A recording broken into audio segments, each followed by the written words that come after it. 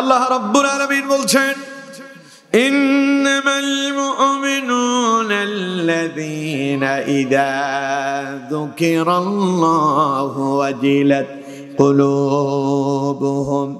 আল্লাহ পাক বলছেন, ইন্নামাল মুমিনুন, নিশ্চয় মুমিন তারা, আল্লাযীনা ইযা যুকিরাল্লাহ, যারা আল্লাহকে স্মরণ করলেই বলে, ওয়াজিলাত কুলুবুহুম, আল্লাহর ভয়ে তাদের অন্তরগুলো প্রকম্পিত হয়ে যায়। এটাই হলো মুমিনের সর্বপ্রথম কোয়ালিটি এবং গুণাবলী। বলেন সুবহানাল্লাহ। আমার বন্ধুগণ, তাহলে আল্লাহ পাক বলছেন ইন্নামাল মুমিনুন, নিশ্চয় মুমিন তারা। সেই মুমিন কারা? আপনার বাড়ির পাশে যে আছে আব্দুল মোমেন, ওই মোমেন নাকি? আপনার বাড়ির পাশে একজন আছে ইমান আলী, ওই ইমান আলী নাকি? আমার দেশে বহু আব্দুল মোমেন আছে আর বহু ইমান আলী আছে, যার ইমান যে কবে গেছে সেই নিজেই জানে না, ঠিক না? মমিন মিয়ার কবে যে মমিন বেগিরি চলে গেছে তা সেই জানেই না, কারণ মমিন মিয়া নিজে নামাজি পড়ে। এই জাতের কিছু মোমেন আছে না নাই? জোরে বলেন, আছে না নাই? ওই মোমেন না। আল্লাহ তাআলা বলছেন ইন্নামাল মুমিনুন, নিশ্চয় মোমেন তারা। মোমেন কারা? যারা কালেমা পড়েছে, যারা মুখে উচ্চারণ করেছেন লা ইলাহা ইল্লাল্লাহ মুহাম্মাদুর রাসূলুল্লাহ সাল্লাল্লাহু আলাইহি ওয়াসাল্লাম। এই কালেমা যারা মুখে উচ্চারণ করলেন, অন্তরে যারা বিশ্বাস করেছেন এবং এই কালেমার উপরে যারা ইস্তেকামত আছেন, আল্লাহ রাব্বুল আলামিন বলেন মুমিন তো তারাই। আর যারা মুমিন হবে, আল্লাহ পাক বলছেন মুমিনের পরিচয় হলো আল্লাযীনা ইযা যুকিরাল্লাহু ওয়াজিলাত কুলুবুহুম।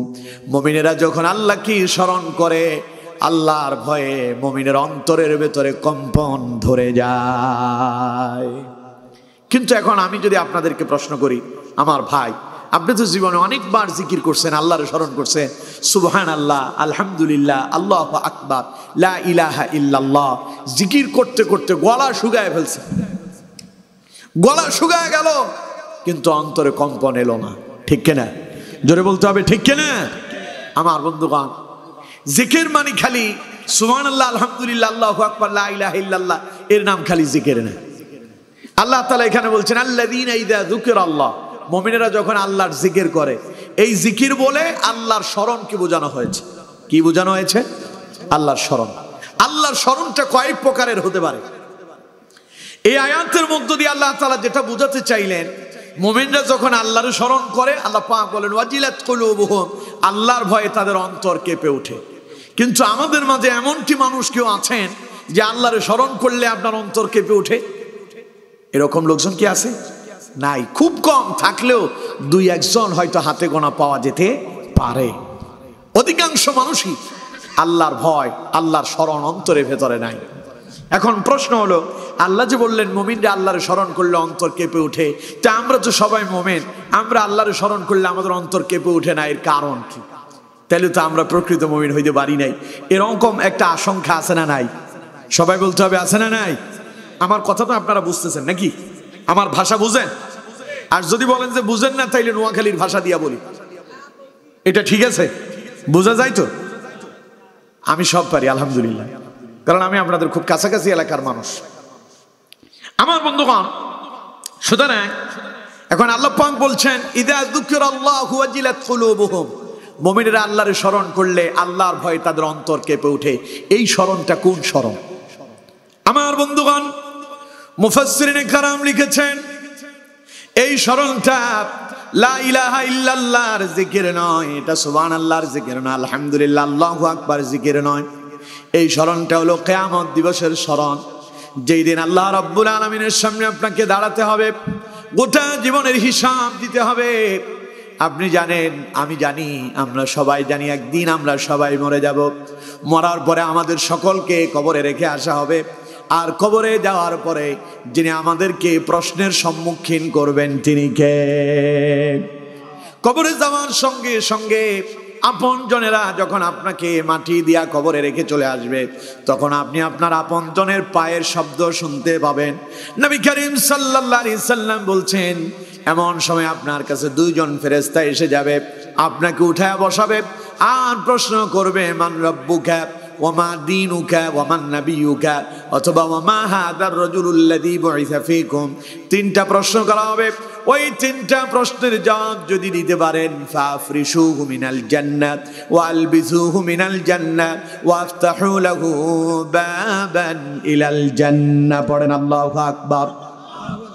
নবীজি বলেন তিনটা প্রশ্নের জবাব যারা দিতে পারবে, সঙ্গে সঙ্গে কবরটার সাধারণ কোনো কবর থাকবে না, গায়ের পোশাকটা পরিধান করিয়ে দেওয়া হবে, জান্নাতি পোশাক পরিয়ে দেওয়া হবে, জান্নাতি বিছানা বিছিয়ে দেওয়া হবে, জান্নাতের দিক থেকে জান্নাতের দরজা আপনার জন্য খুলে দেওয়া হবে, অন্ধকার কবরটা জান্নাতে রূপান্তরিত হয়ে যাবে। আর যদি তিনটা প্রশ্নের জবাব যদি দিতে না পারেন, ফাফরিশুহু মিনান নার ওয়া আলবিসুহু মিনান নার ওয়া আফতাহু লাহু বাবান ইলান নার। আপনার কবরের ভেতরে কবরটার স্বাভাবিক কোনো কবর থাকবে না। নবী করিম সাল্লাল্লাহু আলাইহি সাল্লাম বলেন সঙ্গে সঙ্গে আপনাকে জাহান্নামের পোশাক পরিধান করিয়ে দেওয়া হবে, জাহান্নামের বিছানা বিছিয়ে দেওয়া হবে, জাহান্নামের দরজা খুলে দেওয়া হবে, কবরটা জাহান্নামেই পরিণত হয়ে যাবে। ঠিক কিনা? সুতরাং আমার বন্ধুগণ, মুমিনেরা যখন এই কথা স্মরণ করে, আমি একদিন মরবো, মরার পরে আমার কবরে যাওয়া লাগবে, না জানি আমার কবরটা কেমন হবে, আমি একদিন মরে যাব, কিয়ামতের ময়দানে আল্লাহর সামনে দণ্ডায়মান হব। ফামান ইয়ামাল মিসকাল যাররাতিন খায়রান ইয়ারা ওয়া মান ইয়ামাল মিসকাল যাররাতিন শাররান ইয়ারা।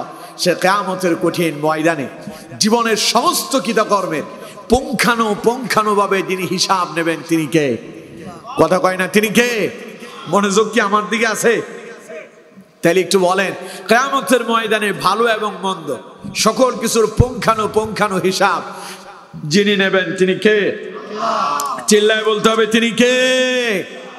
সে কিয়ামতের কঠিন ময়দানে হিসাব দিতে হবে। এই কথাটা যখনই মুমিনের অন্তরে আসে, আমি একদিন মরে যাব, মরার পরে কবরে যাব, না জানি কবরটা আমার কেমন হবে, কিয়ামতের ময়দানে আমি উঠব, না জানি কিয়ামতের ময়দানে আল্লাহর সামনে আমি আমার হিসাবটা কেমনে দেব। এই কথাটা যখনই মুমিনের অন্তরে আসে, আল্লাহ তাআলা বলেন আল্লাযীনা ইযা যুকিরাল্লাহ, মুমিন যখন এইভাবে আমার স্মরণ করে, ওয়াজিলাত কুলুবুহুম, সত্যিকারের মুমিনের অন্তরে তখন আমি আল্লাহর ভয়ে কম্পন ধরে যায়। সুবহানাল্লাহ। এখন কম্পনটা কেমনে ধরে তা আপনাদেরকে বুঝাতে হবে। মাঝে মধ্যে ভূমিকম্প হয়। ভূমিকম্প হইলে কি হয়? ঘর বাড়ি কেঁপে ওঠে। ঘর বাড়ি কি করে? কেঁপে ওঠে। মুমিন যখন কিয়ামতের কথা স্মরণ করে, আল্লাহর দরবারে দাঁড়াতে হবে, গোটা জীবনের হিসাব দিতে হবে, পরকালে আমাকে আল্লাহর সামনে জবাবদিহি করতে হবে, এই কথা যখন স্মরণ করে, তার কলিজার ভেতরে এই রকম কম্পন অনুভব হয়। সেই কম্পনের অনুভবে আরেকটু উদাহরণ দিলে আপনারা বুঝতে আরো সহজ হবে। তা হলো, মনে করেন কবিরহাট বাজার থেকে আপনি স্টার লাইনে উঠলেন, যাবেন কোথায়? ঢাকায়। ঢাকায় যাওয়ার জন্য আপনি গাড়িতে টিকিট করলেন, সেই টিকিট করে গাড়িতে উঠলেন, গাড়িটা আপনাকে নিয়ে ছুটে চলল। সেই গাড়ি যখন ফেনী ওভারটেক করে কুমিল্লা পার হয়ে গেল, ওই গাড়িটা এখন মেঘনা নদী ওভারটেক করতেছে। গাড়ির স্পিড আছে ঘন্টায় 100 কিলো গতি। গতি কত? ঘন্টায় 100 মাইল অথবা 100 কিলো গতিতে চলছে। এই গাড়ি যখন মেঘনা ব্রিজ ওভারটেক করতেছিল, এমন সময় আপনার ড্রাইভার দেখে বললেন, গাড়িটা আমি নিয়ন্ত্রণ করতে পারছি না। এই কথা যখন ড্রাইভার বলবে, পেছনে আপনি প্যাসেঞ্জার, আপনি তখন বুঝতে পারবেন গাড়ি ব্রেক ফেল করছে। ঠিক কিনা? এখন গাড়ি ব্রেক ফেল করছে, এই কথা শোনার পরে আপনার কাছে খুব মজা লাগবে। কথা কয় না মজা লাগবে? আপনার হার্টবিট বেড়ে যাবে, ভেতরে একটা কম্পন অনুভব হবে, ধুপ ধুপ করবে। ঠিক কিনা? কথা কয় না ঠিক কিনা? কারণ আপনি তখন আশঙ্কায় পড়বেন, কারণ গাড়ি যখন ব্রেক ফেল করছে, এই গাড়ি নিয়ন্ত্রণ করা সম্ভব নয়। হতে পারে গাড়িটা রাস্তার বাইরে গিয়ে গর্তে পড়বে, অথবা কোনো একটা খুঁটির সঙ্গে গিয়ে ধাক্কা লাগতে পারে, অথবা অন্য কোনো গাড়ির সঙ্গে অ্যাক্সিডেন্ট ঘটাতে পারে। আপনি সেই গাড়ির যাত্রী, আপনি তখন বুঝতে পেরেছেন অ্যাক্সিডেন্ট হলে আপনি কি বাঁচবেন না মরবেন তার কোনো হিসাব নাই। এই কথা শোনার সঙ্গে সঙ্গে আপনার হার্টবিট বেড়ে যায়, তার মানে আপনার ভেতরে একটা কম্পন শুরু হয়ে যায়। মুমিনেরা যখন আল্লাহর স্মরণ করে, কিয়ামতের কথা যখন তাদের মনে পড়ে, পরকালের জবাবদিহিতার কথা যখন তাদের মনে পড়ে যায়, কবরের কথা যখন মনে পড়ে যায়, আল্লাহ পাক বলেন আল্লাযীনা ইযা যুকিরাল্লাহু ওয়াজিলাত কুলুবুহুম। গাড়ি ব্রেক ফেল করার পরে গাড়ির যাত্রীর অন্তরে যেমন কম্পন ধরে যায়, ঠিক তেমনি ভাবে মুমিন যখন পরকালে কিয়ামত দিবসে আমি আল্লাহর সামনে দাঁড়াতে হবে এই কথা মনে পড়ে, ওই গাড়ির যাত্রীর মতো তার অন্তরে আল্লাহর ভয়ে কম্পন ধরে। কথা বুঝতে পেরেছেন? কথা বলে না, কথা বুঝতে পেরেছেন? বুঝেন নাই কারা কারা হাত তোলেন? বুঝতে পারছেন? তাহলে জবাব দিতে হবে। আল্লাহ তাআলা আপনাকে একখান জিহ্বা দিয়েছে কথা বলার জন্য। এই জিহ্বা দিয়ে কথা না বইলা 5 কেজি ওজনের মাথা নাড়াইলে কাম হবে? কথা কয় না, কাম হবে? আমাদের ফেনী নোয়াখালীর ভাষায় বলে কয় হাতে হাসিরিয়ে কল্লালাই কথা কয়, এতে জিব্বাইয়েন্দি কথা কইতে পারে না। ঠিক কিনা? তাইলে এখন বলেন আপনারা কি 5 কেজি ওজনের মাথা নাড়ে আমার জবাব দেবেন, না 100 টাকা ওজনের জিহ্বা দিয়ে জবাব দেবেন? পারবেন? কথা বলেন, পারবেন? তাহলে এবার বলেন আমার কথা বুঝতে পেরেছেন আপনারা? এইভাবে জবাব দিতে হবে। আল্লাহ তাআলা আমাদেরকে শক্তি দান করেন, পড়েন আমিন। আমার বন্ধুগণ, এবার আসুন, আপনি বলবেন হুজুর কিয়ামত দিবসের কথা মনে পড়লে পরে, পরকাল দিবসের কথা মনে পড়লে পরে, কবর জগতের কথা মনে পড়লে পরে আমার অন্তরে তো কম্পন আসে না, তাহলে আমি কেমনে মুমিন হব? আমার বন্ধুগণ, এটা সত্যিকারের মুমিনের পরিচয় নয়। সত্যিকারের মুমিন যখন কোনো মৃত মানুষের জানাজার কফিনের সামনে গিয়ে দাঁড়ায়, মৃত মানুষের কফিনের সামনে গিয়ে দাঁড়ায় অথবা কোনো জানাজায় অংশগ্রহণ করে, ওই মুহূর্তে তার মনে পড়ে যায় একদিন আমি মরে যাব, আমারও লাশ হতে হবে। ওই মুহূর্তেই আল্লাহর ভয় তার অন্তরে এসে যায়। আল্লাহর ভয়ে মুমিনের অন্তরের ভেতরে তখন কম্পন ধরে যায়। এবার কন্ত দেখি, এইরকম কম্পন আমাদের কারো কারো অনুভব হয় কি হয় না? হয়। তার মানে আপনি সত্যিকারের মুমিনের কাতারে আছেন। সুবহানাল্লাহ কয় না গে? আরো জোরে কোন সুবহানাল্লাহ। আপনি সত্যিকারের মুমিন, এটা শোনার পরে আপনি খুশি না বেজার? কথা কন না কেন? খুশি না বেজার? তাহলে জোরে কোন সুবহানাল্লাহ। প্রিয় ভাই সাহেব, নবী করিম সাল্লাল্লাহু আলাইহি সাল্লামের একজন প্রিয় সাহাবী, নাম হচ্ছে হযরতে ওসমান জিন নুরাইন রাদিয়াল্লাহু তাআলা আনহু। ইসলামের কততম খলিফা? তৃতীয়তম। কত নাম্বার? 3 নাম্বার। কত নাম্বার জানেন না মনে হয়?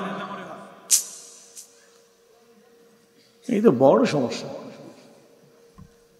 ওইদিক কি কথা তো আমি এখানে বলি, ওইদিকে তাকান কি আপনি?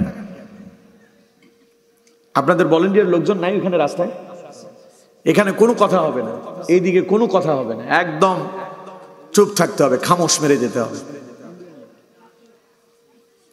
প্রিয় ভাই সাহেব, আমার দিকে খেয়াল করেন, আমার দিকে খেয়াল করেন প্লিজ, আমার দিকে তাকান। নবী করিম সাল্লাল্লাহু আলাইহি সাল্লামের প্রিয় সাহাবী হযরত ওসমান জিন নুরাইন রাদিয়াল্লাহু তাআলা আনহু, ইসলামের তৃতীয়তম খলিফা। নবীজির 2টা কন্যাকে বিবাহ করেছেন বলেই তাকে জিন নুরাইন বলা হয়। সুবহানাল্লাহ কোন? হযরত ওসমান রাদিয়াল্লাহু তাআলা আনহু তিনি হলেন সেই সাহাবী যার ব্যাপারে নবী করিম সাল্লাল্লাহু আলাইহি সাল্লাম এই সার্টিফিকেট দিয়েছেন, যেই 10 জন আশারায়ে মুবাশশারা, 10 জন জান্নাতি সাহাবীর নাম রাসূলুল্লাহ ঘোষণা করেছিলেন, তাদের ভেতরে অন্যতম একজন হলেন হযরত ওসমান রাদিয়াল্লাহু তাআলা আনহু। চিল্লায় কোন সুবহানাল্লাহ। আমার বন্ধুগণ, বলেন তো দেখি, যেই সাহাবী নবী করিম সাল্লাল্লাহু আলাইহি সাল্লামের জবান থেকে এমন কথা শুনতে পেয়েছেন, নবীজি বলেছেন ওসমান তোমার কোনো ভয় নাই। ওসমান রাদিয়াল্লাহু তাআলা আনহু ইসলামের জন্য এত বেশি দান করেছেন, এত দিয়েছেন, কোনো হিসাব ছিল না। তিনি তার পোলটার ভেতরে হাত ঢুকায়া দিতেন, হাতে যা উঠতো তাই ইসলামের জন্য দান করে দিতেন। সুবহানাল্লাহ পড়েন। ওসমানের দান দেখে নবী করিম সাল্লাল্লাহু আলাইহি সাল্লাম এত খুশি হয়েছেন, ওসমানকে বললেন ওসমান আজ থেকে তোমার আর কোনো ভয় নাই। তার মানে ওসমান তুমি মরার দেরি, আল্লাহর জান্নাতে যেতে দেরি হবে না। সুবহানাল্লাহ কোন? যেই মানুষ দুনিয়ায় থেকে জান্নাতের সার্টিফিকেট পায় তার জীবনে আর কোনো টেনশন আছে? জোরে বলেন আছে? আপনারা যে মাহফিলে আসছেন উদ্দেশ্য কি? আজকের মাহফিলে আসলে হয়তো দিনই কিছু কথা শুনবেন, এর উপর আমল করবেন, মরলে হয়তো বিনিময়ে আল্লাহ জান্নাত দান করবেন, ঠিক কিনা? এখন মনে করেন আপনার আশা বসাটা আল্লাহ কবুল করলেন আর আপনারে শোনায়া দিলেন, আমার বান্দা আব্দুল্লাহ, আব্দুর রহমান, সলিমউদ্দিন, কলিমউদ্দিন, তোমার কোনো টেনশন নাই, মরলেই জান্নাত। আপনার জীবনে আর কোনো টেনশন আছে? জোরে বলেন, টেনশন আছে? কিন্তু আমরা কেউ জানি না মরার পরে কি জান্নাতে যাব না জাহান্নামে যাব। যিনি জানেন তিনি কে? সুতরাং আমার বন্ধুগণ, আমাদের কারোই জানা নাই। অথচ নবীজি ওসমানের ব্যাপারে ঘোষণা দিলেন, ওসমান, আজ থেকে তোমার আর কোনো ভয় নাই, তুমি মরলেই পাবে আল্লাহর জান্নাত। সে ওসমান রাদিয়াল্লাহু তাআলা আনহুর ব্যাপারে একটি হাদিস এসেছে ইবনে মাজার ভেতরে। হযরত ওসমান রাদিয়াল্লাহু তাআলা আনহু তিনি যখন কোনো মৃত মানুষের কবরের পাশ দিয়ে দাঁড়াতেন, কবরের পাশ দিয়ে হেঁটে যেতেন, তিনি থমকে দাঁড়িয়ে যেতেন। হযরত ওসমান রাদিয়াল্লাহু তাআলা আনহু কবরের পাশে দাঁড়িয়ে এত বেশি পরিমাণে কান্না করতেন, এত ভেঙে পড়তেন, হযরত ওসমানের চোখ দেয়া পানি গড়ায় গড়ায় পড়তো, দাড়িগুলো ভিজে যেত, দাড়ি ভিজে টপ টপ করে পানি পড়ে তার জামাটা পর্যন্ত ভিজে যেত। উপস্থিত জনগণ হযরত ওসমানকে প্রশ্ন করলেন, ভাই ওসমান, ঘটনা কি? জান্নাত জাহান্নামের আলোচনা করলে বলে, আপনি তো এত কাঁদেন না, কিন্তু মৃত মানুষের কবরের পাশে এসে দাঁড়ালে কেন এত কান্না করেন? হযরত ওসমান বললেন, ও আল্লাহর নবীর উম্মতেরা, ও আল্লাহর বান্দারা, ও আমার ভাইরা, শোনো, আমি নবী করিম সাল্লাল্লাহু আলাইহি সাল্লামের পবিত্র জবান মোবারকে শুনতে পেয়েছি, নবীজি বলেছেন, মানুষ যখন মরে যাবে, মৃত্যুর পরে মানুষের পরকালের প্রথম মঞ্জিল হলো কবর। নবীজি বলেছেন, যার কবর হবে সুন্দর, তার পরবর্তী প্রত্যেকটা মঞ্জিল আল্লাহ সুন্দর করে দেবেন। হযরত ওসমান বলেন, রাসূলুল্লাহর পবিত্র জবান মোবারকে আমি এমন কথাও শুনেছি, নবীজি বলেছেন, যেই ব্যক্তি কবরে গেল আর পরকালের প্রথম মঞ্জিলে তার জন্য কঠিন হয়ে গেল, পরকালের প্রথম মঞ্জিল যার জন্য কঠিন হয়ে যায়, তার পরবর্তী প্রত্যেকটা মঞ্জিল তার জন্য কঠিন হয়ে যায়। হযরত ওসমান বলেন, আমি রাসূলুল্লাহর জবান মোবারকে আরো শুনেছি, নবীজি বলেছেন, আমি আমার জীবনে অসংখ্য আযাব দেখেছি, কবরের মতো এত ভয়ঙ্কর আযাব আমি নবী আর একটাও দেখি নাই। হযরত ওসমান বলেন, আমি যখন কোনো মৃত মানুষের কবরের পাশে এসে দাঁড়াই, নবীজির ওই হাদিসটা আমার মনে পড়ে যায়, তখন আমি ভেঙে পড়ে যাই, চিন্তায় পড়ে যাই, আরে এই যে মানুষটা আজ কবরে পড়ে আছি, আমিও তো তার মতো একদিন লাশ হয়ে যাব, আমিও তো কবরে চলে যাব, না জানি কবরের মানুষটা কেমন আছে, আমি যখন কবরে যাব আমার কবরটা না জানি কেমন হবে, আমার কবরটা কি আলোকিত জান্নাত হবে না জাহান্নামের ঘোর অন্ধকার হয়ে যাবে। আমি যখন এই কথা আমার যখন মনে পড়ে যায়, তখনই আমি ভেঙে পড়ি, আমি আমাকে কন্ট্রোল করতে পারি না, আমার অন্তরের ভেতরে আল্লাহর ভয়ে কম্পন শুরু হয়ে যায়, আর আল্লাহর ভয়ে আমার চোখ দিয়া পানি গড়ায়া গড়ায়া পড়ে। এর নাম আল্লাহর ভয়, আল্লাহর স্মরণে অন্তর কেঁপে উঠা। বুঝতে পেরেছেন? কথা বলেন, বুঝতে পেরেছেন? আল্লাহ তাআলা বলছেন, মুমিনরা হবে ওসমানের মতো, যখনই পরকালের কথা তাদের স্মরণে এসে যাবে, কবরের কথা যখন তাদের স্মরণে এসে যাবে, আল্লাযীনা ইযা যুকিরাল্লাহ, তখন তারা আল্লাহর স্মরণ করবে, ওয়াজিলাত কুলুবুহুম, আল্লাহর ভয়ে তাদের অন্তরে কম্পন ধরে যাবে। কিন্তু আমার বন্ধুগণ, আজ আমাদের ভেতরে দেখা যায় কত মানুষ মরে যায়, আপনজন মরে যায়, বাড়িতে ঘরের ভেতরে নিজের মা মারা গেল, বাবা মারা গেল, আপন মা বাবাকে কবরস্থ করে রেখে এসেছে, কিছুদিন পরে সন্তান আবার দুনিয়ার ওই সিনেমা, বেহায়াপনা, গান বাজনাতে ডুবে যায়, এমন আছে না নাই? আরো জোরে বলতে হবে, আছে না নাই? আমাদের দেশে কোনো মানুষ যখন মারা যায়, ওই বাড়ির লোকজন 3 দিন পর্যন্ত মসজিদে যায় ভয়ে, বুঝতে পারছে বাড়িতে আজরাইল ঢুকছে, বাড়ি চিনে ফেলছে, ঠিক কিনা? কথা কয় না, ঠিক কিনা? 3 দিন মসজিদে যায়, এরপরে আর পাওয়া যায় না।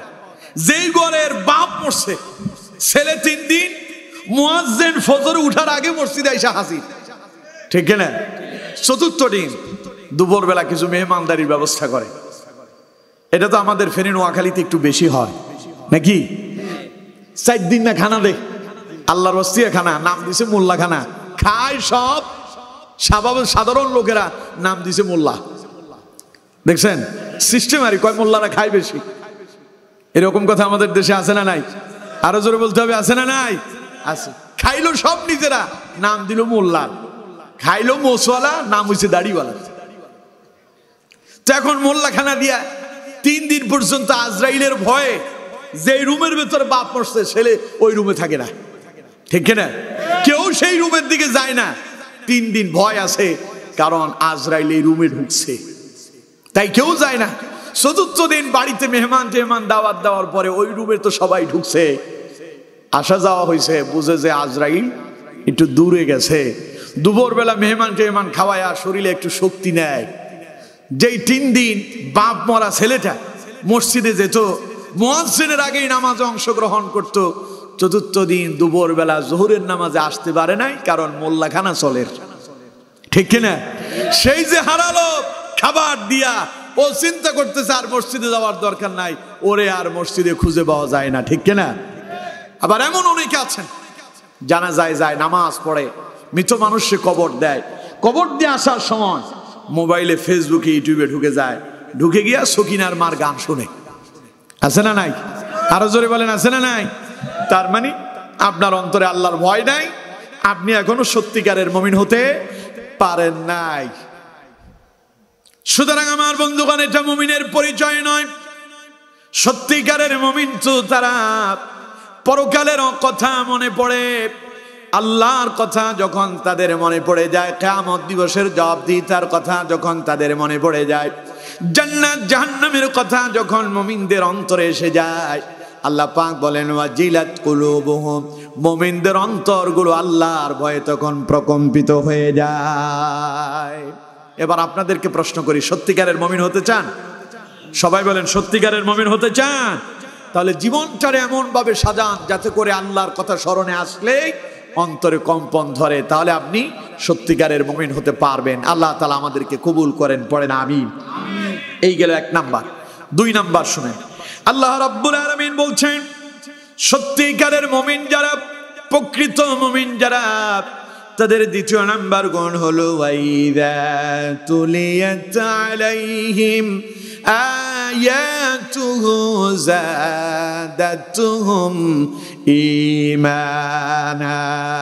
আল্লাহ পাক বলেন সত্যিকারের মুমিনদের 2 নাম্বার গুণ হলো, সত্যিকারের মুমিনেরা যখন আল্লাহর কোরআনের আলোচনা শুনে, আল্লাহর কোরআন তিলাওয়াত করে, আল্লাহ পাক বলেন যাদাতুহুম ঈমানা, তখন মুমিনদের ঈমানটা বহু গুণে বেড়ে যায়। সুবহানাল্লাহ পড়ে। এখন আমাদের দেশে বিগত 16 বছরে আমরা দেখছি ঈমান বাড়বে কি, কোরআনের কথা শুনলেই কারো কারো কলিজায় আগুন লাগতো, ঠিক কিনা? জোরে বলেন ঠিক কিনা? এখনো কিছু কিছু আছে, সিডাপাটা কিছু এখনো আছে, ধানের সঙ্গে কিছু সিডাও থায়, ঠিক কিনা? ধানের লোকে সিডা আছে না নাই? আরো জোরে বলেন, আছে না নাই? এখনো কিছু ওরা এখনো আছে, কোরআনকে রাজনীতি বলে, আছে না নাই? জোরে বলতে হবে, আছে না নাই? কোরআনের রাজনীতি আছে না নাই? সবাই বলতে হবে, কোরআনের রাজনীতি আছে না নাই? কোরআন দিয়ে রাসূলুল্লাহ রাষ্ট্র চালান নাই, সাহাবায়ে কেরাম রাষ্ট্র পরিচালনা করেন নাই, তো রাজনীতি নাই বলছে কিটা? কোরআনের হক কথা বললেই করে রাজনীতি। তার মানে ওদের রাজনীতি আর কোরআনের রাজনীতি এক না, ঠিক কিনা? ওদের রাজনীতি হলো নির্বাচিত হও, কিছু টাকা ইনকাম করো, পকেটে ঢুকাও, ধরা পড়লে বেগম পাড়ায় চলে যাও। কথা কয় না, ঠিক কিনা? জোরে বলেন ঠিক কিনা? এই দেশে চলছে 54 বছর এই সিস্টেমে। 54 বছরে এই দেশ থেকে দুর্নীতি বন্ধ হয় নাই, এই দেশের জেনা ব্যভিচার বন্ধ হয় নাই, এই দেশের সন্ত্রাস বন্ধ করা যায় নাই। 54 বছরে রাষ্ট্র শুধু আমরা একটা জিনিস পেয়েছি, বারবার দুর্নীতিতে চ্যাম্পিয়ন হয়েছে, ঠিক কিনা? কারণ কি? কারণ আপনাদের রাজনীতি তো কোরআন দিয়ে চলে না, ঠিক কিনা? জোরে বলেন ঠিক কিনা? কোরআন দিয়ে যদি রাষ্ট্র চালানো যেত, কোরআন দিয়ে যদি পার্লামেন্ট চালানো যেত, কোরআন দিয়ে যদি আমাদের দেশ পরিচালনা করা যেত, এই বাংলাদেশ বহু আগে সোনার বাংলাদেশে পরিণত হতো, ঠিক কিনা? কিন্তু তা আর হয় নাই। বঙ্গবন্ধু এক ভাষণ দিতে গিয়া বলছে, দেশ স্বাধীন কইয়া সব দেশের লোকেরা পেল তেলের খনি, স্বর্ণের খনি, আমি পেলাম চোরের খনি। ওই যে চোর যে এলো এখনো আর গেল না, ঠিক কিনা? কথা কয় না, ঠিক কিনা? যাবে কেমনে? ওই সোরেরা কোরআনের কথা শুনলেই কলিজায় আগুন লাগে। তাই ওরা বলে কোরআন দিয়ে রাষ্ট্র চালানোর দরকার নাই, কোরআনের কথা বললেই ওরা বলে মৌলবাদেরা উত্থান ঘটাতে চায়, ঠিক কিনা? আমরা তাদেরকে বলি আমাদের কথাগুলোকে, কোরআনের কথাগুলোকে যারা রাজনীতি বলে বন্ধ করতে চাও, জেনে রাখো তুমি আল্লাহর কোরআনের বিপক্ষে লেগেছো। আর যারা কোরআনের বিপক্ষে লাগে আল্লাহ তাদেরকে এক মুহূর্তের ভিতরে দেশ থেকে বিতাড়িত করে ছাড়ে, ঠিক কিনা? তারা ক্ষমতায় থাকে 16 বছর, আল্লাহ বিতাড়িত করেন 45 মিনিটে, ঠিক কিনা? কথা বলেন ঠিক কিনা? আল্লাহ ধরলে বেশি সময় লাগে না। এজন্য আমার বন্ধুগণ, আমাদের দেশে কোরআনের কথা বললে কয় রাজনীতি, অথচ আমার বন্ধুগণ রাজনীতি তো শুরু হয়েছে নবীদেরকে দিয়া, ঠিক কিনা? এখন আপনারা অনেকে বলবেন হুজুর কয় কি এসব? আচ্ছা কম তো দেখি, পৃথিবীতে সর্বপ্রথম আল্লাহ তাআলা যাকে প্রেরণ করেছিলেন তার নাম আদম আলাইহিস সালাম। কি নাম জানেন না মনে হয়? তো জানলে বলেন না কে? সর্বপ্রথম আল্লাহ তাআলা মানব হিসাবে যারে প্রেরণ করছেন তার নাম আদম আলাইহিস সালাম। তিনি নবী ছিলেন না? তো দুনিয়ার তো প্রথম রাষ্ট্রপতি, প্রথম প্রেসিডেন্ট, প্রথম প্রধানমন্ত্রী তো আদম আলাইহিস সালাম, ঠিক কিনা? জোরে বলেন ঠিক কিনা? আবার নবীদের ভেতরে সর্বশেষ যেই নবী এসেছেন তার নাম মুহাম্মাদুর রাসূলুল্লাহ সাল্লাল্লাহু আলাইহি ওয়াসাল্লাম। তিনি কি রাজনীতি করেন নাই? রাষ্ট্র ক্ষমতা ছিল না তার হাতে? কি দিয়ে চালালেন? কি দিয়ে চালালেন? সেই নবী চলে যাওয়ার পরে নবী সাহাবী আবু বকর রাষ্ট্র চালায় নাই, ওমর, ওসমান, হযরত আলী রাষ্ট্র পরিচালনা খালি করেন নাই, খোলাফায়ে রাশিদিনদের এগুলো স্বর্ণালী যুগ বলা হয়, ঠিক কিনা? জোরে বলতে হবে ঠিক কিনা? এখন পৃথিবীতে আর কোন নবী আসবেন? জোরে বলতে হবে আর কোন নবী আসবেন? এখন নবীদের দায়িত্ব পালন করবে আলেমরা। কে বলেছেন? মুহাম্মাদুর রাসূলুল্লাহ সাল্লাল্লাহু আলাইহি সাল্লাম। নবীজি বলেছেন আল উলামা ওয়ারাসাতুল আম্বিয়া। রাসূলুল্লাহ বলেছেন আলেমরা হলো নবীদের উত্তরসূরি। নবীরা যেই কাজ করছে আলেমরাও সেই কাজই করবে। তাইলে নবীরা যেহেতু রাষ্ট্র চালালো, আলেমরাও তো রাষ্ট্র চালানোর কথা ছিল। কথা কয় না কে? কথা কয় না কে? এখন রাষ্ট্র কি আলেমরা চালায়? আলেমরা চালায়। আলেমেরা এখন ঐক্যবদ্ধ হচ্ছে, বাংলাদেশে কোরআনের দুয়াত চলছে, এই দেখে কারো কারো কলিজায় আগুন ধরে গেছে, ঠিক কিনা? আগুন ধরলে লাভ হবে না। এখন কোরআনের মাহফিলকে তারা রাজনীতি মঞ্চ বলে বন্ধ করার জন্য বিভিন্ন ভাবেই তারা প্রচার প্রচারণা চালান। ওনাদেরকে বলে আল্লাহর ওয়াস্তে আল্লাহর কোরআনের বিপক্ষে অবস্থান নেবেন না। যদি আল্লাহর কোরআনের বিপক্ষে অবস্থান নেন, ফেরাউন নমরুদের মতো আপনারও পরিণতি হতে পারে। আল্লাহ বুঝার তৌফিক দেন, বলেন আমিন। আরো জোরে বলেন আমিন। তাহলে আপনাদের রাজনীতি আর আমাদের রাজনীতি এক না। কোরআনের রাজনীতি আর মানব রচিত রাজনীতি এক না। কোরআনের রাজনীতি হচ্ছে চোর যদি চুরি করে আস-সারিকু ওয়াস-সারিকাতু ফাকাতউ আইদিয়াহুমা, চোরেরে ধরো তার হাত কেটে দাও।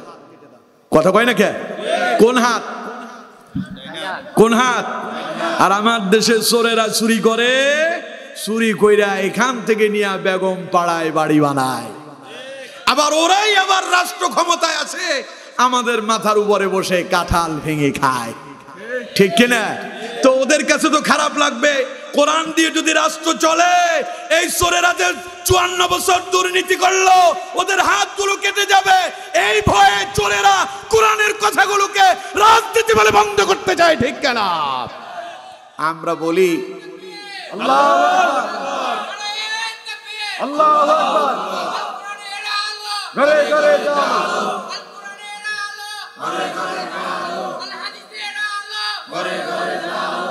রাগ করতেছেন? স্লোগানের আওয়াজ শুনে মনে হয়েছে না জোর নাই। 16 বছর তো তাকবীর দিতে পারে নাই, তো এই জন্য এখন একটু অলসতা আসছে নাকি? 16 বছর এই তাকবীর শুনলেই ওরা বলতো জঙ্গিবাদের স্লোগান চলতেছে, ঠিক কিনা? ওরা বলতো যে ধর্মীয় উস্কানিমূলক স্লোগান। নাউজুবিল্লাহ। খান এই তাকবীর কার? আরো জোরে বলেন এই তাকবীর কার? এই তাকবীরের বিরুদ্ধে অবস্থান নেবে যারা, পৃথিবীতে নাস্তানাবুদ হবে তারা, ঠিক কিনা? এর জন্য তাকবীরের আওয়াজ আসতে হবে না জোরে হবে? জোর আপনাদের আছে? জোর আছে? আপনাদের জোরটা আমি দেখতে চাই। দেখি তো আরেকবার ধরেন তো। আল্লাহু আল্লাহু আকবার।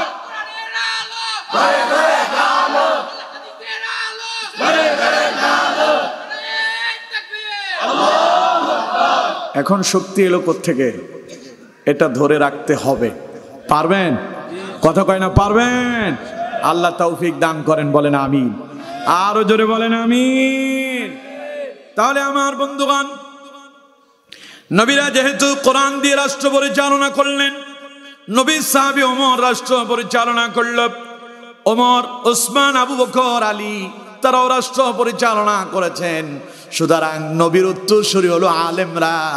আলেমরাও কোরআন দিয়ে রাষ্ট্র পরিচালনা করার কথা, ঠিক কিনা? কিন্তু আজকে আলেমরা কেন রাষ্ট্র পরিচালনায় নাই? এর মূল কারণ হলো আলেমরা নিজেরা নিজেদের পেছনে ভেদাভেদে লিপ্ত আছেন। এক আলেম আরেক আলেমকে জাহান্নামী আর কাফের বলে ফতোয়া দেওয়াতে ব্যস্ত আছে, ঠিক কিনা? এই জন্য আলেমরা যখন নিজেরা নিজেদের পেছনে লেগে গেল, একজন আরেকজনের দলকে বলতেছে ইসলামিক দল, অমুক দল তো ইসলামিক দলই না, এই জাতের কথা যখন বলা শুরু করলো, তখন ওরা সুযোগ পেল, আমাদের মসনদগুলো তারা দখল করলো। আর এখন আমরা কোরআনের কথা বললে তারা আমাদেরকে রাজনীতি বলে বন্ধ করতে চায়, ঠিক কিনা? সুতরাং আমাদেরটাই ঠিক, ওদেরটা বেঠিক, ঠিক কিনা? কথা বলতে হবে, ঠিক কিনা? আমরা যেটা বলছি ওটা কোরআন দিয়ে বলছি, আর ওনারা যেটা চালাতে চান ওটা কোরআনের বিপক্ষে যান। সুতরাং আমরা তো কোরআনের বিপক্ষে যেতে চাই না, কোরআন দিয়ে রাষ্ট্র শান্তি কায়েম করতে চাই, ঠিক কিনা? রাষ্ট্রে শান্তি আসুক, আপনারা চান? সবাই বলতে হবে আপনারা চান? রাষ্ট্রে যদি শান্তি চান, কোরআনের বিকল্প নাই। কারণ রাষ্ট্র তো 54 বছর চলছে, কোরআন দিয়ে চলে নাই। তাই রাষ্ট্রের দুর্নীতি বন্ধ হয় নাই, জেনা বন্ধ হয় নাই, ইফটিজিং বন্ধ হয় নাই, দুর্নীতি বন্ধ হয় নাই, সন্ত্রাস বন্ধ করা যায় নাই। এবার শুধু কোরআন দিয়ে চালায় দেখেন বন্ধ হয় কি না। একটু দেখেন না, পরীক্ষা করে দেখতে অসুবিধা আছে? কথা বলে না কেন, অসুবিধা আছে? শুধু আল্লাহর কোরআন দিয়ে পার্লামেন্টে একবার চালান, বিচারালয়গুলো চালান, সংসদ ভবন যদি কোরআন দিয়ে চালানো যায়, বিশ্বাস করেন 54 বছরের দুর্নীতি এক মুহূর্তের ভেতরে বন্ধ হয়ে যাবে, ঠিক কিনা? এই দেশে আর চাঁদাবাজ থাকবে না, সন্ত্রাস থাকবে না, ইয়াবাখোর থাকবে না, মাদকাসক্ত থাকবে না। রাষ্ট্র এক কল্যাণময় রাষ্ট্রেই পরিচালিত হবে। রাষ্ট্রকে আল্লাহ তাআলা কল্যাণ দিয়ে পরিপূর্ণ করবেন, ঠিক কিনা? সেটা দেখতে চান? কোরআনের তাহলে দরকার আছে না নাই? কোরআনের প্রয়োজন আছে না নাই? আল্লাহ আমাদেরকে কোরআনের পক্ষে থাকার তৌফিক দান করেন, পড়েন আমিন। আল্লাহ তাআলা বলছেন, সত্যিকারের মুমিনদের দ্বিতীয় নাম্বার কোয়ালিটি হলো ওয়াইদা তুলিয়াত আলাইহিম আয়াতুহু যাদাতুহুম ঈমানা। সত্যিকারের মুমিনদের দ্বিতীয় নাম্বার গুণ হচ্ছে তারা যখন কোরআনের আলোচনা শোনে তখন মুমিনদের ঈমান বেড়ে যায়। এখন প্রশ্ন হলো, আপনারা বলবেন হুজুর ঈমান আবার কেমনে বাড়ে?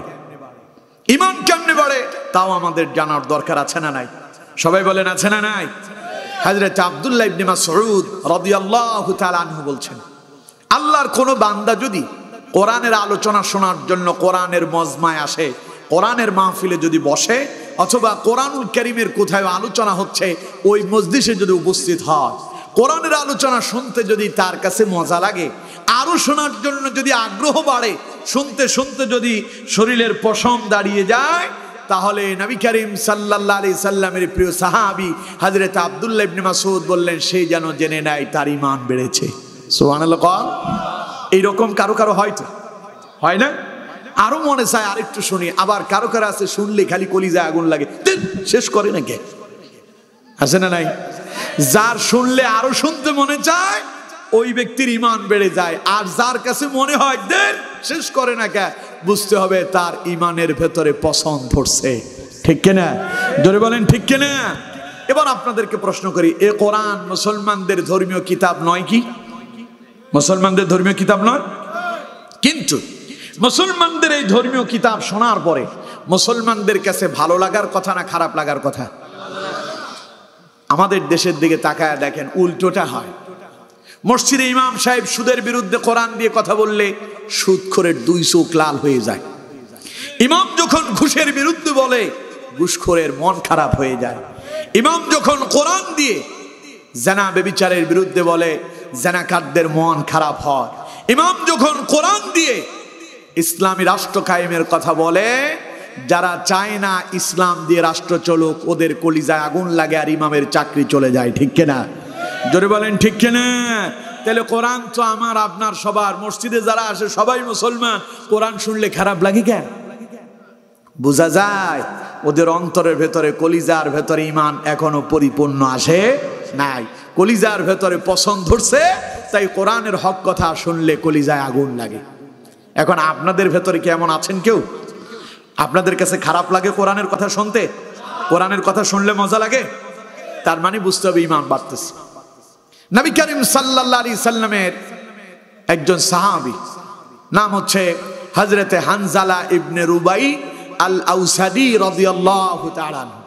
তিনি বলছেন যে আমি একদিন রাস্তা দিয়ে হেঁটে যাচ্ছিলাম, হঠাৎ করে হযরতে আবু বকর সিদ্দিক রাদিয়াল্লাহু তাআলা এর সঙ্গে আমার সাক্ষাৎ হলো। আবু বকর আমাকে দেখে জিজ্ঞাসা করলেন, ভাই হানজালা কেমন আছো? হযরতে হানজালা বললেন, আমি জবাব দিলাম, হানজালা তো মুনাফিক হয়ে গেছে। হযরতে আবু বকর বললেন, সুবহানাল্লাহ, বলো কি, কেমনে তুমি মুনাফিক হয়েছে? হযরতে হানজালা বললেন, মুনাফিক হয়েছে এইভাবে, আমি যখন নবী করিম সাল্লাল্লাহু আলাইহি ওয়াসাল্লামের মজলিসে বসি, নবীজি যখন জান্নাত আর জাহান্নামের কথা বলেন, আমি হানজালার মনে হয় যেন দুই চোখে ডাইরেক্ট আল্লাহর জান্নাত আর জাহান্নাম দেখতে পাই। আরো জোরে কোন সুবহানাল্লাহ।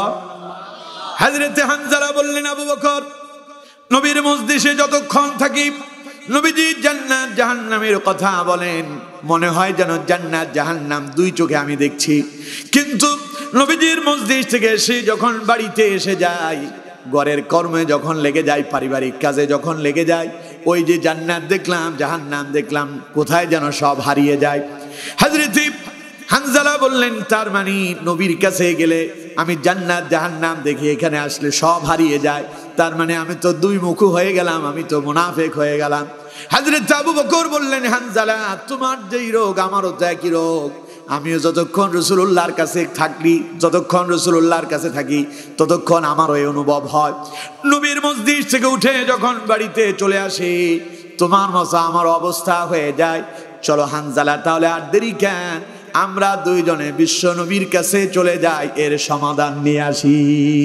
চলে পড়েন আল্লাহু আকবার। হযরত হানজালা বলেন, আবু বকর আমাকে সঙ্গে নিয়ে রাসূলুল্লাহর দরবারে চলে আসলো। হযরত আবু বকর নবীজিকে ডেকে বললেন, ইয়া রাসূলুল্লাহ সাল্লাল্লাহু আলাইহি সাল্লাম, হুজুর আপনার সাহাবী হানজালা তো মুনাফিক হয়ে গেল। নবীজি বললেন, হানজালা, এটা আবার কেমন কথা, কি করে তুমি মুনাফিক হয়েছো? হযরত হানজালা জবাব দিলেন, ইয়া রাসূলুল্লাহ সাল্লাল্লাহু আলাইহি সাল্লাম, হুজুর আমি যতক্ষণ আপনার মজলিসে বসি, আপনি যখন জান্নাত জাহান্নামের কথা বলেন, আমার মনে হয় যেন আমি ডাইরেক্ট দুই চোখে আল্লাহর জান্নাত আর জাহান্নাম দেখতে পাচ্ছি। কিন্তু আপনার মজলিস থেকে উঠে যখন বাড়িতে চলে যায়, পারিবারিক কাজে যখন লেগে যায়, ওই যে জান্নাত দেখলাম জাহান্নাম দেখলাম কোথায় যেন সব হারিয়ে যায়। হুজুর এইভাবে আমি মুনাফিক হয়ে গেলাম। নবীজি বললেন, ওরে হানজালা রে, শোনো, আল্লাহর কসম দিয়া বলছি, তোমরা আমার কাছে এসে যতক্ষণ বসে থাকো, এইভাবে যদি বাড়িতে গিয়েও যদি জিকির আর ফিকিরের ভেতরে যদি লিপ্ত থাকতে, বিশ্বাস করো আসমানের ফেরেশতারা তোমাদের সামনে নাজিল হয়ে যেত, তোমাদের বিছানায় এবং তোমাদের রাস্তায় চলাচলের জায়গায় ফেরেশতাদের সাথে তোমাদের সাক্ষাৎ হতো, সালাম বিনিময় হতো, ফেরেশতারা তোমাদের সঙ্গে মুসাফায় লিপ্ত হয়ে যেতেন। সুবহানাল্লাহ। তাহলে এমনটা হয় না কেন? নবীজি বললেন, হানজালা রে, সুতরাং তোমরা আমার কাছে যতক্ষণ থাকো ততক্ষণ আমি নবী আল্লাহর কোরআনের কথা বলি, আমি আমার আল্লাহর কথা তোমাদেরকে শোনাই, জাদাতুম ঈমানা, তখন তোমাদের ঈমান বেড়ে যায়। সুবহানাল্লাহ। সুতরাং আমার বন্ধুগণ, আপনি যে কোরআনের ময়দানে বসে আছেন, কোরআনের আলোচনা শুনতে এলেন, অথবা জুমাতে আপনি মসজিদে যান, ইমাম সাহেব কোরআন হাদিসের কথা বলে, আপনি তা শোনেন, শোনার পরে যদি আপনার মজা লাগে, আরো শুনতে যদি আগ্রহ বেড়ে যায়, আল্লাহ পাক বলেন সে যেন বুঝে নেয়, ওয়াইদা তুলিয়াত আলাইহিম আয়াতুহু জাদাতুহুম ঈমানা, আল্লাহ পাক বলেন মুমিনেরা শুনে নাও, কোরআনের আলোচনা শুনলে যদি আরো শুনতে মজা লাগে, কোরআনের আলোচনা শুনলে যদি শোনার জন্য আরো আগ্রহ যদি জাগ্রত হয়, শরীরের পশম যদি দাঁড়িয়ে যায়, আর যদি তোমার কাছে মনে হয় যেন প্রত্যেকটা কথা আল্লাহর কোরআনের সত্য মেসেজ তুমি পাচ্ছ, এমনটা যদি অনুভব করতে পারো, বুঝে নাও আমার বান্দা তুমি সত্যিকারের মুমিনের দ্বিতীয় নাম্বার কোয়ালিটি অর্জন করে ফেলেছ। এমন অনুভব যাদের হয়, এখন যাদের হচ্ছে, শোনার জন্য আরো আগ্রহ যাদের জাগ্রত হচ্ছে, বুঝতে হবে আপনি সত্যিকারের মুমিনের কাতারে আছেন। পড়েন আলহামদুলিল্লাহ। তাইলে গেল কয়টা? সবাই বলেন কয়টা? আরো আছে কয়টা? তিনটা। আরো কয়টা? তিনটা। তিন নাম্বারটা শুনেন, আল্লাহ রাব্বুল আলামিন বলছেন ওয়াইদা তুলিয়াত আলাইহিম আয়াতুহু যাদাতুহুম ঈমানান ওয়া আলা রাব্বিহিম ইয়াতাওয়াক্কালুন। আল্লাহ পাক বলেন সত্যিকারের মুমিনের তিন নাম্বার গুণ হলো, সত্যিকারের মুমিনেরা বিপদে পড়ুক, মুসিবতে পড়ুক, রোগে পড়ুক, সুখে পড়ুক, সুখে থাকুক, দুঃখে থাকুক, সর্ব অবস্থায় একজনের উপরে ভরসা করবেন, তিনি কে? আরো জোরে বলেন কে? এখন আমরা কি আল্লাহর উপরে ভরসা করি? কথা কয় না, আল্লাহর উপরে ভরসা করি? অনেকেই করেন। রোগ হইলে কয় আল্লাহ খালি আমারই দেখছে। এই জাতের কিছু লোক আছে না নাই? বিপদ আর মুসিবতে পড়লে আল্লাহরে ভুলে যায়। আল্লাহ পাক বলছেন না, এমনটা মুমিনরা করে না। মুমিনেরা বিপদে পড়ুক, মুসিবতে পড়ুক, সুখে পড়ুক, দুঃখে পড়ুক, সর্ব অবস্থায় একজনের উপরে ভরসা রাখবেন, তিনি কে? আরো জোরে বলতে হবে, তিনি কে? যদি আপনি আল্লাহর উপরে ভরসা রাখেন তাহলে আপনার কি লাভ হবে? কোরআনে আল্লাহ পাক বলছেন, আল্লাহ রাব্বুল আলামিন বলছেন ওয়ায়ারযুকুহু মিন হাইথু লা ইয়াহতাসিব ওয়া মান ইয়াতাওয়াক্কাল আলাল্লাহি ফাহুয়া হাসবুহ ইন্নাল্লাহা বালিগু আমরিহি قد جعل الله لكل شيء قدرا। চিল্লায়ে পড়েন আল্লাহু আকবার। আল্লাহ তাআলা বলছেন আমার বান্দারে শোনো, মুমিনেরা আল্লাহর উপর ভরসা করে, আর যারা আল্লাহর উপর ভরসা করবেন আল্লাহ রাব্বুল আলামিন তাদেরকে জানিয়ে দিলেন আমার বান্দা শোনো, ওয়ায়ারযুকুহু মিন হাইসু লা ইয়াহতাসিব। আল্লাহ পাক বলেন যারা আল্লাহর উপরে ভরসা করেন আল্লাহ তাআলা তাদেরকে তাদের ধারণাতীত জায়গা থেকে রিজিক দান করবে। জমিনে আপনিও ধান রোপণ করছেন, আপনার পাশের জমিনে আরেকজন ধান রোপণ করছে, আপনিও সময় মতো আগাছা পরিষ্কার করছেন, আপনার পাশের জমির লোকটাও সময় মতো আগাছা পরিষ্কার করলো, আপনিও সময় মতো সার প্রয়োগ করছেন, আপনার পাশের জমিনের লোকটাও সময় মতো সার প্রয়োগ করলো, কিন্তু দুইজনেই একই মানের ধান রোপণ করছেন। যখন ঘরে এলো দেখা গেল আপনি পেলেন বেশি, তিনি পেলেন কম। এই কম আর বেশি যিনি দেন তিনি কে? আরো জোরে বলেন কে? আল্লাহ কয় যারা আমার উপর ভরসা করে ওয়ায়ারযুকুহু মিন হাইসু লা ইয়াহতাসিব, আমি তাদের রিজিক বাড়ায়া দেই। সুবহানাল্লাহ কোন? সুতরাং সর্ব অবস্থায় ভরসা কার উপরে করব? চিল্লায় বলেন কার উপরে করব? দেখুন যখন সমগ্র পৃথিবীতে করোনা এলো, বাংলাদেশও আসছে না? আসছে। 2 বছর পর্যন্ত করোনা ছিল।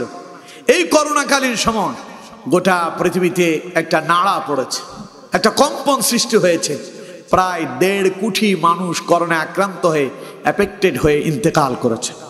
ইন্না লিল্লাহি ওয়া ইন্না ইলাইহি রাজিউন। পৃথিবীর ইতিহাসে সর্বাধিক মানুষ এমন কোন বিপদে পড়ে ইন্তেকাল করছে 1.5 কোটি। সেই 1.5 কোটি মানুষের ভেতরে সবচাইতে বেশি মানুষ মারা গেল আমেরিকায়, তার পরবর্তীতে সবচাইতে বেশি মানুষ মারা গেল ভারতে, আর বাংলাদেশে মানুষ মরছে আমাদের সরকারি দপ্তরের হিসাব অনুযায়ী 29,000 সামথিং। আমার বন্ধুগণ এবার বলেন তো বাংলাদেশে মানুষ বেশি মরছে না কম মরছে? সবাই বলেন বেশি না কম? কেন কম মরল? করোনা যখন আসছিল তখন আপনারা সবাই কিন্তু মসজিদে ঢুকছিলেন, স্মরণ আছে আপনাদের? সবাই মসজিদে, জুমাতে যা, ফজরেও তা। ফজর নামাজ পড়ার জন্য মসজিদের দিকে যাচ্ছি, দেখি যে আজকে মসজিদে ঢুইকা দেখি কিরে মসজিদে মুসল্লি ভরপুর। মুয়াজ্জিন সাহেবরে জিজ্ঞাসা করলাম কি ঘটনা, কি এত মুসল্লি? হুজুর করোনার ডরে। কি কয়? করোনার ডরে। এখন নামাজ শেষ করে একজনকে জিজ্ঞাসা করলাম, ভাই ঘটনা কি? আপনারও তো বিগত 4 বছর আপনার এলাকায় আমি তো আপনার ফজরের নামাজে কোনোদিন দেখলাম না, আজ কি করে? হুজুর জানেন না কিসে? করোনা। তো করোনা আসছে মসজিদে কি? আপনারা না বলছেন করোনা আমাদের গুনাহের কারণে আসছে, অপরাধের কারণে আসছে, তাই মসজিদে আসছে। আমি বলছি মসজিদে কি তাহলে করোনার ওষুধ পাওয়া যায় নাকি? করোনার ওষুধ কি মসজিদে আছে? হুজুর গুনাহ তো জীবনে অনেক করছি, এখন আসছে একটু তাওবা করে আল্লাহর কাছে ক্ষমা চাই, আল্লাহ যদি বাঁচায় তাইলে বাঁচা যাবে। শুনছি করোনার নাকি কোনো ওষুধে তৈরি হয় নাই। আমি বললাম যে এতদিন পরে মাইট টাইট খাইয়ে আল্লাহরে চিনলেন বুঝি? আমার বন্ধুগণ দেখুন, যখন সরকারিভাবে ঘোষণা এলো মাস্ক পরিধান করতে হবে, হ্যান্ড গ্লাভস লাগাতেই হবে, হ্যান্ড স্যানিটাইজার ইউজ করতে হবে, একজন আরেকজন থেকে 3 ফুট দূরত্ব বজায় রেখে চলতে হবে, সমগ্র বাংলাদেশ সহ সমগ্র পৃথিবীতে যখন এই আইন কানুন চলতে লাগলো, আমার দেশের আপনাদের এই ফতেপুর বলেন, কবিরহাট বলেন, নোয়াখালী বলেন, ফেনী বলেন, এখানকার লোকদেরকে পিটাইয়া মুখের ভেতরে মাস্ক পরানো যেত না, ঠিক কিনা?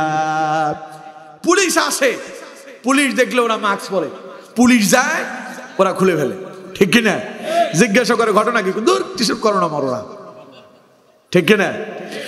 দোকানগুলো শাটডাউন, বন্ধ, লকডাউন করে দেওয়া হয়েছে এবং শাটার বন্ধ থাকবে, শাটডাউন, খোলা যাবে না।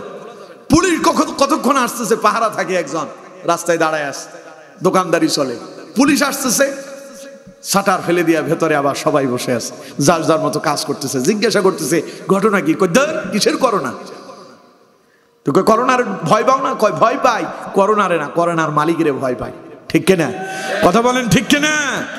এই দেশের জনগণ তখন করোনারে ভয় পায়নি, আল্লাহর উপরে ভরসা করছে। তিনি চাইলে আমাদেরকে বাঁচাতে পারেন, আর তিনি চাইলে করোনা দিয়া মারতে পারেন, ঠিক কিনা? যারা এইভাবে আল্লাহর উপরে ভরসা করে বাজারও গেছে, জমিনে কাজও করলো, মসজিদে গেল, নামাজও পড়লো, আল্লাহরে ডাকলো, তারা বেশি করোনায় এফেক্টেড হয়ে মরে নাই। বেশি মরছিল তারা ভয়ে মাস্ক লাগালো, হ্যান্ড গ্লাভস পরছে, এরপরে ঘরের ভেতরে বসে আছে, ঘর থেকে বের হয় না। পয়সা কড়ি অনেক আছে তো, খুব পাওয়ারফুল, ভেতরে থাকবে, বের হবে না। তাদের ভরসা ছিল মাস্কের উপরে, হ্যান্ড গ্লাভসের উপরে। ওদের মাস্ক আর হ্যান্ড গ্লাভস তাদেরকে বাঁচাতে পারে নাই, ঠিক কিনা? যাদের ভরসা ছিল আল্লাহর উপরে, আল্লাহ কয় ওয়ামাইয়া তাওয়াক্কাল আলাল্লাহ, কেউ যদি আমার উপর ভরসা করে, ফাহুয়া হাসবু, আমি আল্লাহ তার জন্য যথেষ্ট হয়ে যায়। চিল্লায় এখন সুবহানাল্লাহ। সেই বিপদে আর মুসিবতে যখন আল্লাহর উপর ভরসা করলেন, আল্লাহ বিপদ মুসিবত দূর করে দিলেন। কিন্তু সেই বিপদ আর মুসিবত যাওয়ার পরে আর আমাদেরকে এখন মসজিদে পাওয়া যায় না, ঠিক কিনা? কথা কয় না, ঠিক কিনা? জুমাতে মসজিদে মুসল্লির অভাব নাই, 4 তলা 5 তলা বিল্ডিং মসজিদ, আসরের নামাজে 1 কাতার মুসল্লিও নাই। এই জাতের অবস্থা তো আপনাদের এলাকায় হয় না। কথা বল না কেন? হয় কি হয় না? তার মানে বিপদে পড়লে আল্লাহর উপর ভরসা করে, কিন্তু সুখে থাকলে আল্লাহর উপরে আর ভরসা নাই। আল্লাহ কয় এটা মুমিনের স্বভাব নয়।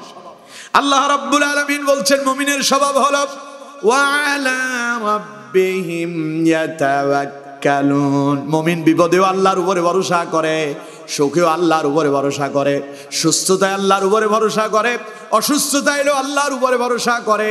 আল্লাহ পাক বলেন মুমিন যখন এইভাবে আমার উপরে ভরসা করে, আমি আল্লাহ আমার মুমিনের জন্য, বান্দার জন্য যথেষ্ট হয়ে যাই। এখন আপনি বলেন আল্লাহ আপনার জন্য যথেষ্ট হোক, এটা আপনি চান? তাহলে আমরা সবাই এটাই চাই যে আল্লাহ আমার জন্য যথেষ্ট হয়ে যায়। কোন তো আসমান কার, জমিন কার, আমরা কার? সেই আল্লাহ যদি আমার হয়, আমার আর জীবনে কোনো টেনশন আছে? জোরে বলেন, টেনশন আছে? একটা গল্প মনে পড়ছে, বলবো? শিক্ষণীয় গল্প বলা যায়।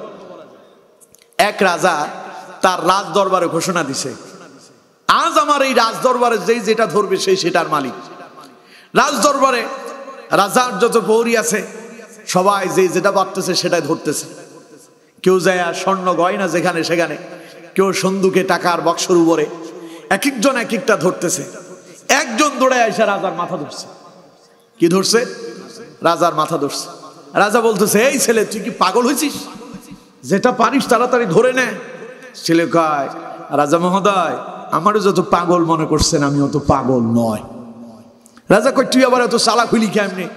কেউ স্বর্ণের দিকে হাত বাড়াচ্ছে, কেউ রূপার দিকে হাত বাড়ায়, কেউ টাকার দিকে হাত বাড়ায়, এক একজন এক একটা ধরতেছে, ওইটার মালিক হইতেছে। তুই আমারও ধরলি গিয়া, আমারও ধরিয়া লাভ কি হবে? ও কয় একটু পরেই বুঝতে পারবেন লাভটা কি হচ্ছে। রাজা কয় তাইলে খুলে বল। এখন ছেলে বলতেছে, রাজা মহোদয় এই গোটা রাজ্য কার? রাজা কয় আমার। এই সন্দুক কার? কয় আমার। স্বর্ণ কার? কয় আমার। রূপা কার? আমার। টাকা পয়সা কার? সব আমার। তো এখন ছেলে কয় এখন আপনি কার? না কেমনে না, ওই যে ছেলে ধরছে, আপনি বলছেন যে যেটা ধরবে ওটার মালিক, এখন আমি ধরছি আপনারে, তাহলে এখন আপনি আমার, আর আপনি যখন আমার গোটা রাজ্যই আমার। ও কি বলদ, বেকুব, চালাক। চালাকেরা আল্লাহরে ধরে, কারণ আল্লাহ যার হয় সব তার হয়ে যায়, ঠিক কিনা? আরো জোরে বলেন ঠিক কিনা? এই জন্য আল্লাহকে ধরতে হবে। আল্লাহরে যদি ধরা যায় গোটা জীবন সাকসেস হয়ে যাবে, মরার দেরি, জান্নাতে যেতে দেরি হবে না। সুতরাং আমার বন্ধুগণ, এবার বলেন তো দেখি, সব সময় ভরসা করবো কার উপরে? পারবো তো ইনশাআল্লাহ? আল্লাহ আমাদেরকে তৌফিক দান করেন, বলেন আমিন। এই গেল কয়টা? তিনটা। আর আছে কয়টা? দুইটা। বাকি দুইটা খুব তাড়াতাড়ি শেষ করে দিচ্ছি। আল্লাহ রাব্বুল আলামিন বলছেন সত্যিকারের মুমিনের 4 নাম্বার গুণ হলো আল্লাযীনা ইউকিমুনাস সালাহ। সত্যিকারের মুমিনের 4 নাম্বার গুণ হলো সত্যিকারের মুমিন নামাজ কায়েম করে। কি কায়েম করে? সবাই বলেন কি কায়েম? বুঝেন? কায়েম বুঝেন? নিজে নিজে পড়ার নাম কায়েম না। একটা বিল্ডিং করতেছে, এখন এই বিল্ডিং যখন পরিপূর্ণ হবে ওইটারে কায়েম বলে। কথা বুঝতে পারছেন?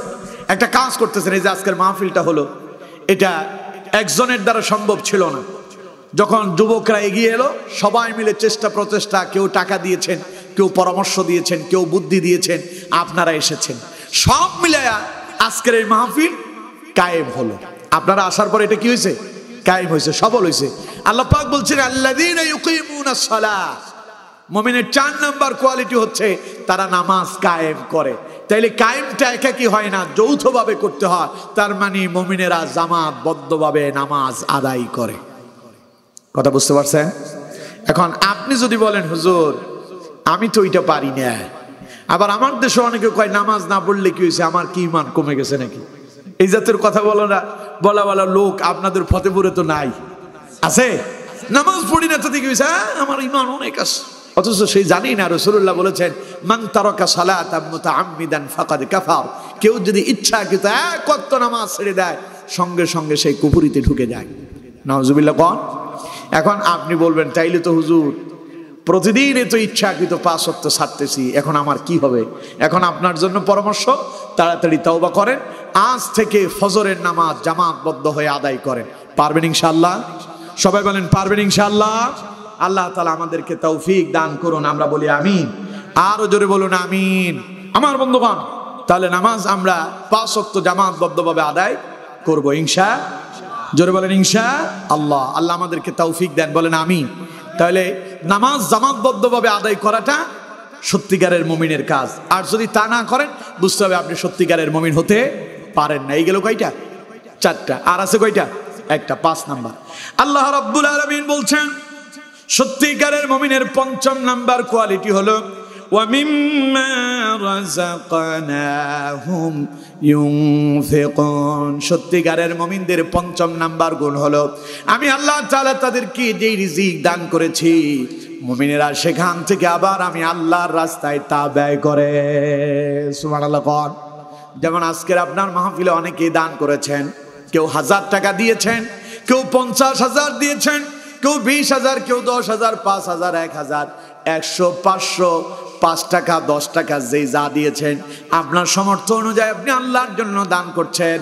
আল্লাহ পাক বলেন ওয়া মিম্মা রাযাকনাহুম ইউনফিকুন। আল্লাহর রাস্তায় দেয় যারা, সত্যিকারের মুমিনের 5ম নাম্বার কোয়ালিটি অর্জন করলো তারা। চিল্লায় এখন সুবহানাল্লাহ। এবার যারা দেন নাই তারা তো বঞ্চিত হয়ে গেছেন, যাওয়ার আগে দিয়ে যাবেন। পারবেন তো ইনশাআল্লাহ? আল্লাহ কবুল করেন। তাইলে কয়টা গেল? 5টা। সবাই বলেন কয়টা? 1 নাম্বার আল্লাযীনা ইযা যুকিরাল্লাহ। মুমিনরা যখন আল্লাহর স্মরণ করে ওয়াজিলাত কুলুবুহুম, আল্লাহর ভয়ে অন্তর কেঁপে ওঠে। দুই নাম্বার ওয়াইদা তুলিয়াত আলাইহিম আয়াতু, যখন তারা আল্লাহর কোরআনের আয়াতগুলো শোনে, জাদাতুহুম ঈমানা, তখন মুমিনদের ঈমান বেড়ে যায়। তিন নাম্বার ওয়া আলা রাব্বিহিম ইয়াতাওয়াক্কালুন, মুমিনেরা সুখে দুঃখে সর্ব অবস্থায় ভরসা কার উপর করে? চার নাম্বার আল্লাযীনা ইউকিমুনাস সালাহ, মুমিনেরা নামাজ কয় ওয়াক্ত কায়েম করে? দৈনিক কয় ওয়াক্ত? 5 ওয়াক্ত। এরপরে 5 নাম্বার ওয়া মিম্মা রাযাকনাহুম ইউনফিকুন, মুমিনদেরকে আল্লাহ তাআলা যে সম্পদ দিয়েছেন তারা আবার সেখান থেকে আল্লাহর জন্য ব্যয় করে। এই হলো 5টা মুমিনের কোয়ালিটি। এই 5টা কোয়ালিটি যদি আমাদের ভেতরে যদি থাকে, পুরস্কার পাবো 3টা। কয়টা? সবাই বলেন কয়টা? আল্লাহ তাআলা বলছেন উলাইকা হুমুল মুমিনুনা হাক্কান, যারা আল্লাহর স্মরণ করলে অন্তরে কম্পন ধরে, কোরআনের আলোচনা শুনলে যাদের ঈমান বেড়ে যায়, যারা আল্লাহর উপরে ভরসা করেন, 5 ওয়াক্ত নামাজ জামাতবদ্ধভাবে আদায় করেন, আল্লাহর রাস্তায় যারা দান করেন, আল্লাহ পাক বলছেন উলাইকা হুমুল মুমিনুনা হাক্কা, মুমিনের দাবিতে ওই লোকটাই হলো সত্যবাদী। সুবহানাল্লাহ। তার মানে এই 5 গুণ যার কাছে আছে ও সত্যিকারের মুমিন, সে সত্যিকারের মুমিন। এবার পুরস্কার ঘোষণা হচ্ছে তার জন্য, লাহুম দারাজাতুন ইনদা রাব্বিহিম ওয়া মাগফিরাতুন ওয়া রিজকুন কারীম। এই 5 গুণ যার ভেতরে থাকবে সে সত্যিকারের মুমিন। পুরস্কার 3টা। 1 নাম্বার লাহুম দারাজাতুন ইনদা রাব্বিহিম, আল্লাহ রাব্বুল আলামিন দুনিয়াতে এবং পরকালে আল্লাহ তাআলা তার মর্যাদা বাড়ায়া দেবেন। সুবহানাল্লাহ। 2 নাম্বার আল্লাহ পাক বলছেন ওয়া মাগফিরাতুন, 5টা গুণ যার ভেতরে থাকবে আমি আল্লাহ রাব্বুল আলামিন দুনিয়াও তারে ক্ষমা করব, কিয়ামতের ময়দানেও আমি আল্লাহ তারে ক্ষমা করে দেব। 3 নাম্বার আল্লাহ রাব্বুল আলামিন বলছেন ওয়া রিজকুন কারীম, 3 নাম্বার পুরস্কার হলো এই 5 গুণ যার ভেতরে থাকবে আমি আল্লাহ তাআলা তাকে দুনিয়াতে এবং পরকালে প্রশস্ত রিজিক দান করব। সুবহানাল্লাহ। তাহলে কাজ কয়টা? সবাই বলতে হবে কাজ কয়টা? সবাই বলতে হবে, আওয়াজ দিয়ে বলেন কাজ কয়টা? পুরস্কার কয়টা? 3টা। 5 কাজ করবেন 3 পুরস্কার পাবেন। 5 কাজের প্রথম কাজ আল্লাহর স্মরণ করবেন এমন ভাবে যাতে অন্তরে কম্পন ধরে, কোরআনের আলোচনা এমন ভাবে শুনবেন যাতে ঈমান বাড়ে, সর্ব অবস্থায় আল্লাহর উপর ভরসা করবেন, নামাজ কায়েম করবেন, আল্লাহর রাস্তায় দান করবেন। এই 5 কাজ পুরস্কার 3টা। 1 নাম্বার দুনিয়া এবং আখিরাতে আল্লাহ মর্যাদা বাড়ায়া দিবেন। 2 নাম্বার দুনিয়াতেও ক্ষমা করবেন, কিয়ামতের ময়দানেও ক্ষমা করে দিবেন। আর 3 নাম্বার আল্লাহ রাব্বুল আলামিন আপনাকে প্রশস্ত রিজিক দান করবেন। সুতরাং আমার বন্ধুগণ, আসুন এই 5টা কাজ করে সত্যিকারের মুমিন হয়ে 3টা পুরস্কারে পুরস্কৃত হওয়ার জন্য আমরা সকলেই চেষ্টা করি। আল্লাহ তাআলা আমাদের প্রত্যেককে এই 5টা গুণে গুণান্বিত হয়ে 3 পুরস্কারের অধিকারী হওয়ার তৌফিক আল্লাহ তাআলা আমাদের প্রত্যেককে দান করেন। আমরা পড়ি আমিন।